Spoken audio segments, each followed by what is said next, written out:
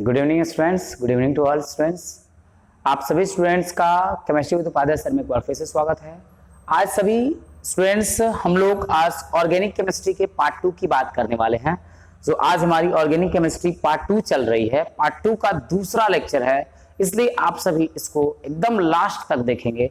और जो स्टूडेंट अभी तक नहीं जुड़े हैं फटाफट जुड़ें, और जो लोग जुड़ गए हैं सारे स्टूडेंट्स लिंक को अपने दोस्तों में शेयर कर लो भाई, ताकि तुम्हारे दोस्त भी आ जाएंगे पढ़ने के लिए, तो और मजा आएगा ना। साथ में मिलकर के पढ़ेंगे हम लोग, सब लोग मिलजुल के पढ़ेंगे। चलिए स्टूडेंट्स, बात करते हैं हम लोग यहाँ पे। आज हम लोग ज्यादा बातें नहीं करेंगे, सीधी बात एकदम हम लोग बात करेंगे, सीधी बात, नो बकवास। आज हमारा लेक्चर नंबर 2 है जिसकी हम बात कर रहे हैं, और इस लेक्चर नंबर 2 में बेहद खास, बहुत ज्यादा इंपॉर्टेंट टॉपिक को डिस्कस करने वाले हैं। इसलिए आप सभी जो भी अब तक आ गए हैं बीच में छोड़ के मत जाना। वो कैसे तो बोलते हैं ना हम लोग ना, जो तुम बीच में छोड़कर जाओगे ऑर्गेनिक की क्लास, बड़ा पछताओगे। ठीक है, बड़ा पछताओगे स्टूडेंट्स, इसलिए पछताने की नौबत ना आए। अब चलो देखते हैं स्टूडेंट्स, बातें करते हैं स्टूडेंट्स हाइड्रोकार्बन की। चलिए, हमारी हाइड्रोकार्बन जो है ये वही हाइड्रोकार्बन है जिसके बारे में हम लोग प्रीवियस क्लासों में डिस्कस कर चुके हैं। लाइक जस्ट 10th और जो 11th में बच्चे हैं वो 11th में, और जो बच्चे 12th में है वो 11th में करके जा चुके हैं। ठीक है, हमारी आज की जो क्लासेस है वो 11th और 12th दोनों के लिए खास होने वाली है।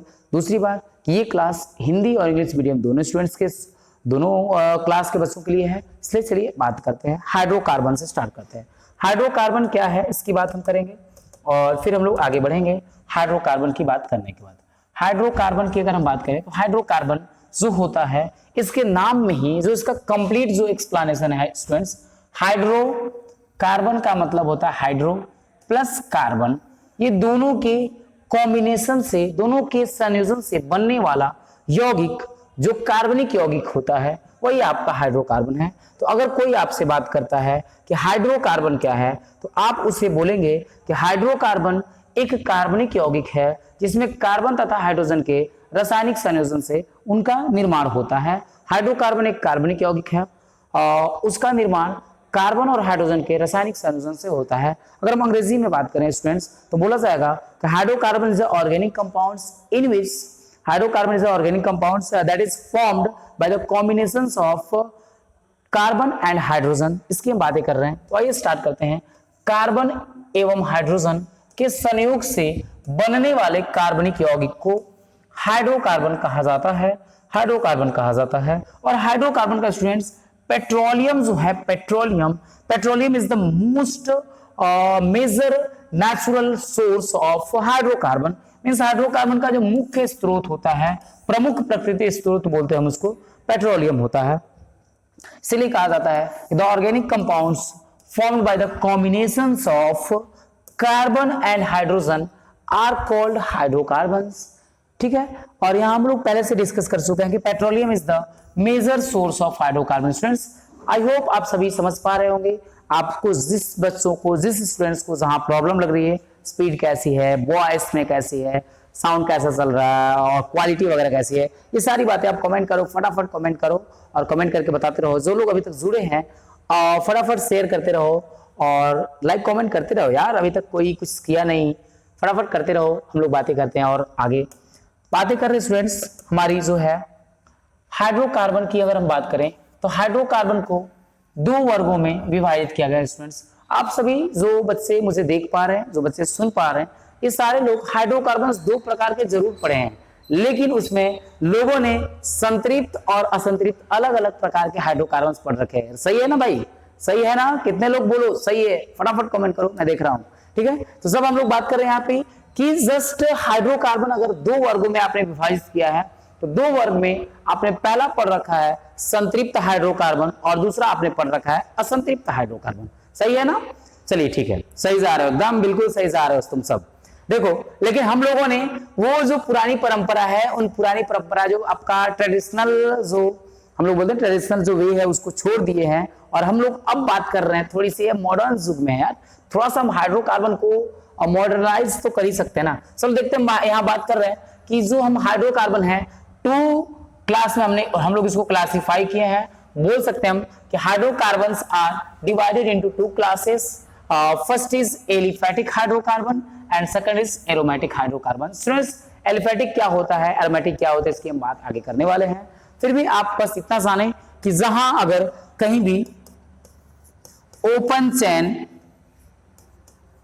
चेन की बात होगी तो आप बोलना कि एलिफैटिक है, और अगर आपसे कोई बोले क्लोज्ड चेन, तो क्लोज्ड चेन की बात करें तो हम बोलेंगे वहां एरोमेटिक की बात हो रही है। भाई ओपन का मतलब होता है खुला या खुली, ठीक है, खुला या खुली।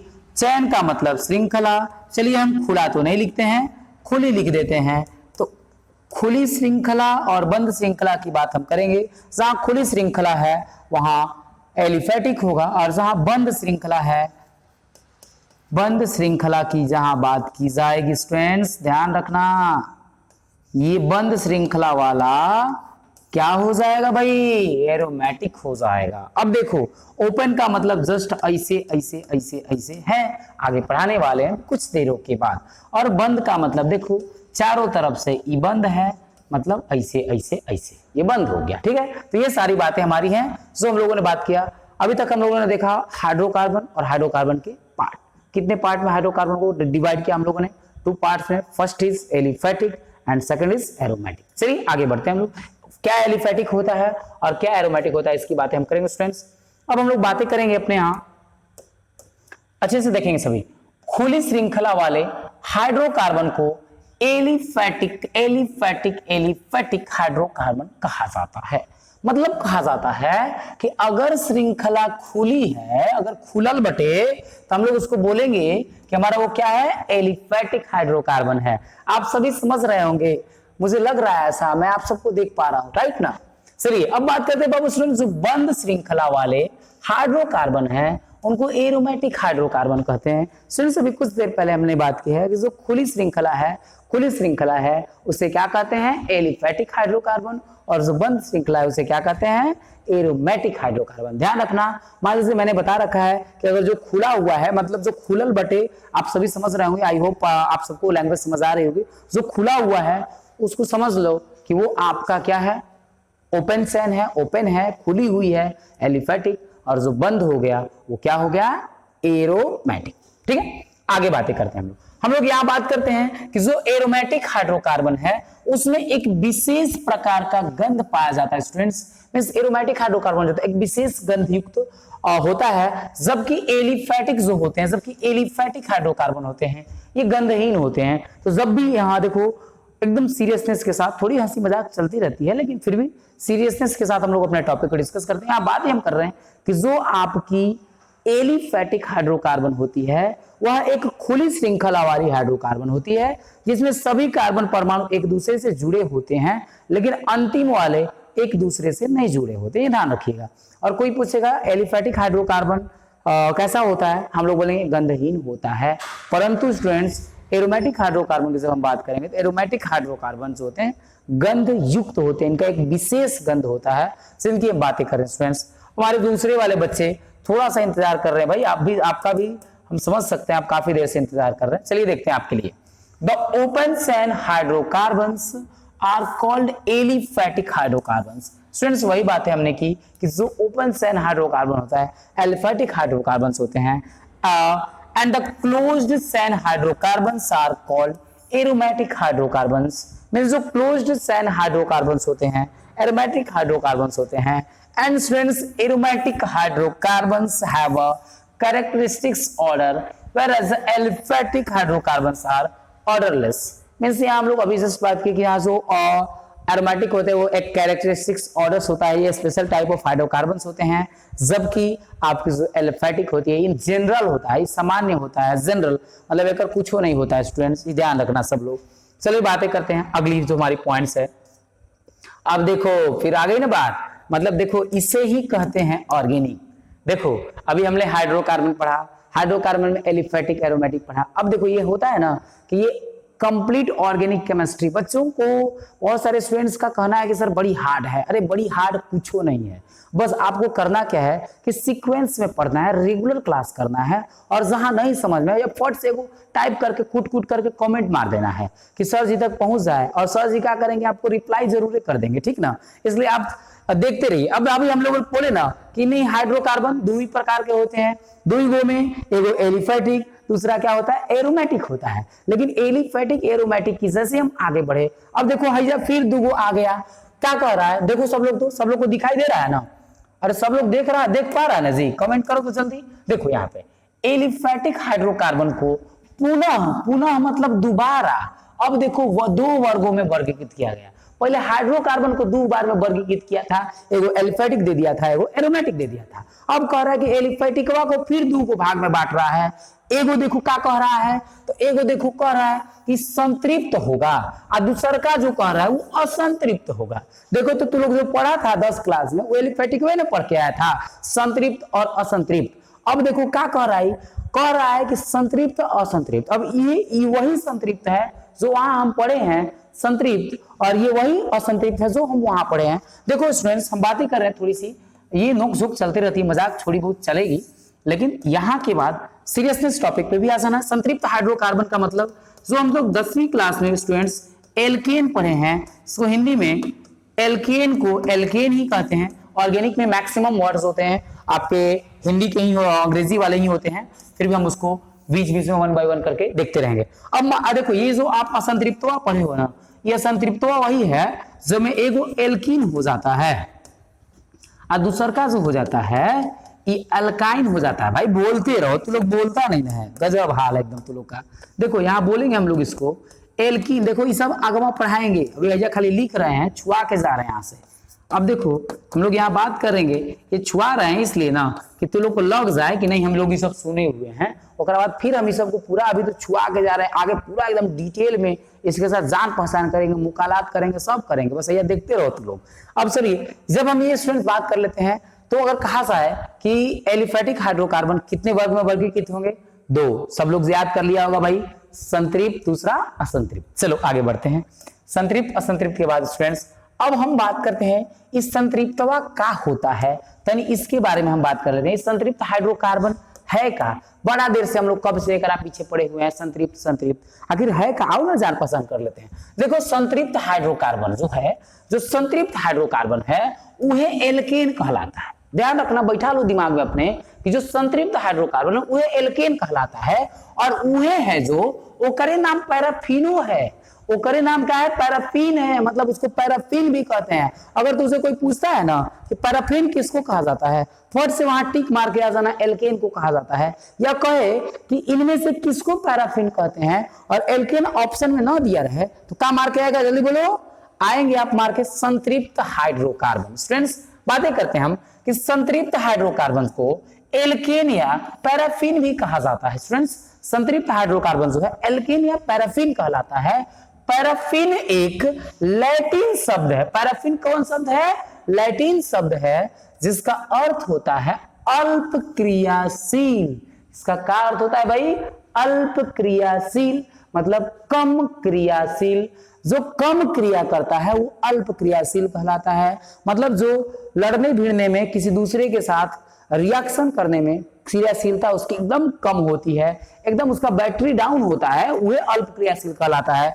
तो अब बातें करेंगे, कहा जाता है कि चूंकि संतृप्त हाइड्रोकार्बन की क्रियाशीलता बहुत कम होती, बहुते ना कम होती है, कि देखो संतृप्त हाइड्रोकार्बन का बैटरी इतना ना डाउन होता है, इतना ना उसकी क्रियाशीलता कम होती है कि देखो उसको पैराफिन घोषित कर देता है। क्या घोषित कर दिया, पैराफिन। इतना बढ़िया नाम था, बड़का गो नाम था संतृप्त हाइड्रोकार्बन, जिसको हम लोग 10वां क्लास में एल्केन एल्केन एल्केन पढ़ के आए थे। और हैजा देखो ओकर बैटरी लो होने के कारण उसको क्या घोषित कर दिया, पैराफिन घोषित कर दिया।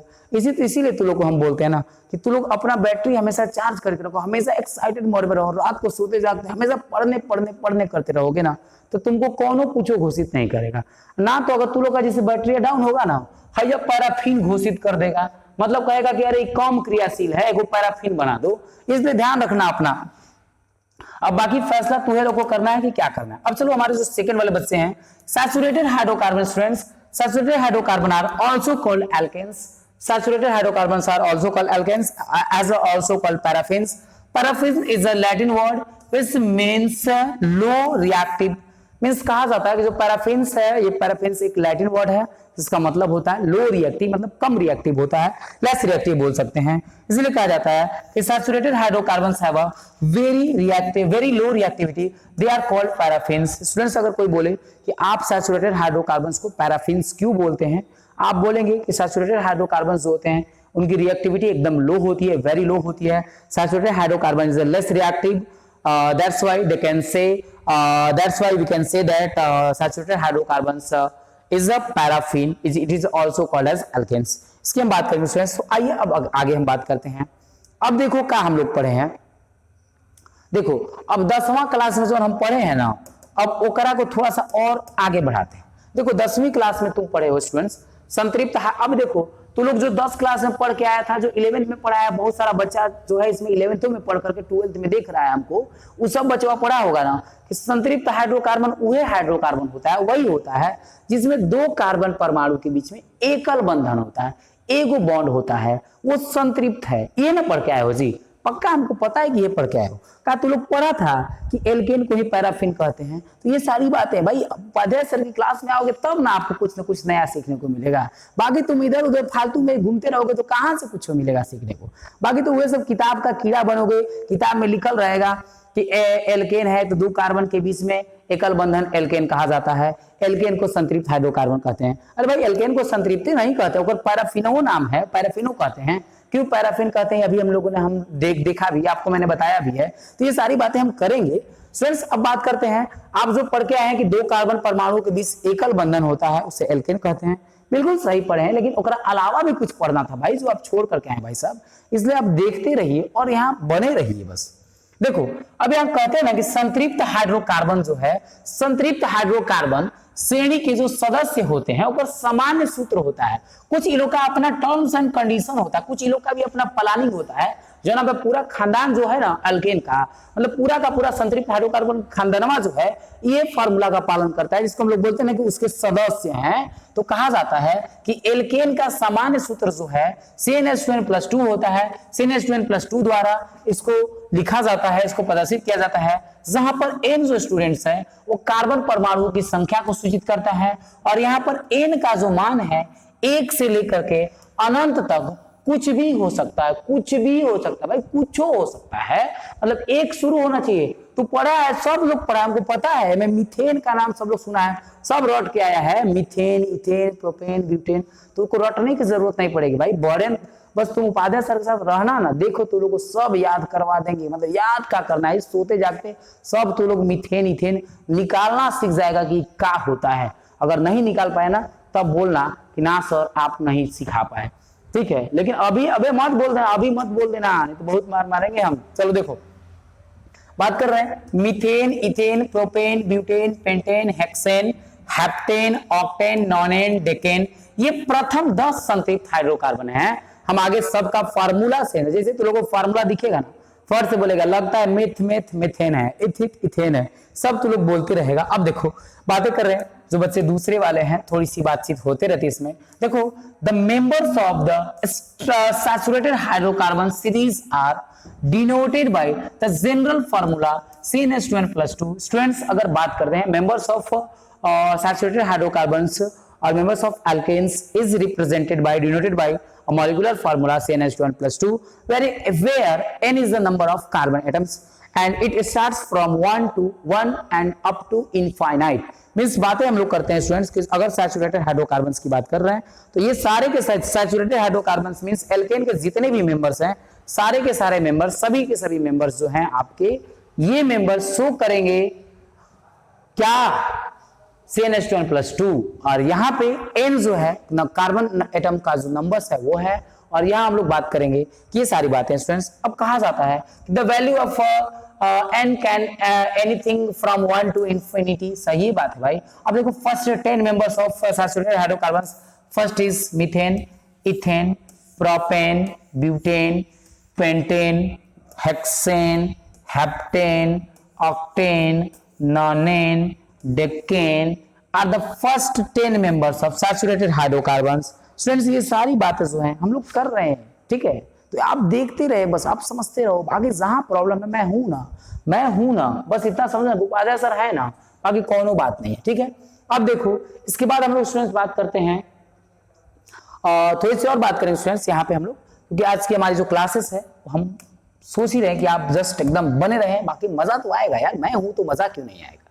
बस ये देखो कि पादर सर है ना, तो मजा डेफिनेटली आने वाला है। अब देखो संतृप्त हाइड्रोकार्बन में उपस्थित सभी कार्बन परमाणु एक दूसरे के साथ एकल बंधन मतलब सिंगल बॉन्ड द्वारा जुड़े रहते हैं तथा कार्बन परमाणु की शेष संयोजकता हाइड्रोजन परमाणु द्वारा संतृप्त होती है। मतलब ये कहा जाता है कि जो संतृप्त हाइड्रोकार्बन है, जो एल्केन है, एल्केन में सभी के सभी कार्बन एकल बंधन से एक दूसरे से जुड़ेंगे और उनकी जो शेष संयोजकता होगी वो शेष संयोजकता हाइड्रोजन परमाणु पूरा करता है, वो शेष संयोजकता हाइड्रोजन परमाणु के द्वारा पूरित होता है। इस बात का ध्यान रखेंगे आप। इसलिए कहा जाता है कि all the carbon atoms present in a saturated hydrocarbons are held together by single bond. The remaining valencies of the carbon atoms are saturated by hydrogen atoms. Means कहा जाता है कि यहाँ जो एल्केन में कार्बन कार्बन सिंगल बॉन्ड होता है और ये सारे के सारे जो कार्बन्स होते हैं, ये सारे के सारे कार्बन्स सिंगल बॉन्ड से कनेक्टेड होते हैं और जो इनकी रेस्ट वैलेंसीज होती है, ये रेस्ट वैलेंसीज जो है ये हाइड्रोजन से कंप्लीट होती है। आइए देख लेते हैं भाई कैसे होती है। मान लो देखो सब है ना, ऐसा लिखल है। अब कोई कह दे मान लो इतना बड़ काहे ला लिए, तू लोग भी माथा लेके बैठ जाएगा, माथा पकड़ के कि सर एक बार बड़कवाई से शुरू करते हैं। देखो दो गो कार्बन लिए है ना, का दोनों के बीच में एकल बंधन है, का एगो बॉन्ड है, सिंगल बॉन्ड है भाई। अब देखो ये कार्बन जो है, कार्बन की वैलेंसी 4 होती है, कार्बन 4 गो बॉन्ड बनाता है, जिसमें हम लोग बातें कर रहे हैं कि यहाँ कार्बन कितना बॉन्ड बनाया, तो एक रिमेनिंग जो इसकी वैलेंसीज है, जो इसका बाकी जो बचा हुआ वैलेंसी है, संयोजकता है, वो हम लोग हाइड्रोजन से पूरा करेंगे। हमको पता होना चाहिए, जानते रहते हैं स्टूडेंट्स, कार्बन की संयोजकता 4 होती है। अब देखो हजा हाइड्रोजन कर देंगे, हजा हाइड्रोजन कर देंगे, सभी जगहों पे क्या कर देंगे स्टूडेंट्स, हाइड्रोजन कर देंगे। अब हम लोग यहां से बातें करेंगे ना, देखो ये क्या है, ये पूरा देखेंगे तो क्या है, तो ये है CH3 स्टूडेंट्स, ई का है जी, तो ईओ है CH3। अब देखो तो का दूगो के बीच में एकल बंधन है कि नहीं है, अगर है तो ये ना एल्केन है, ये ना संतृप्त हाइड्रोकार्बन है, ये ना पैराफिन है।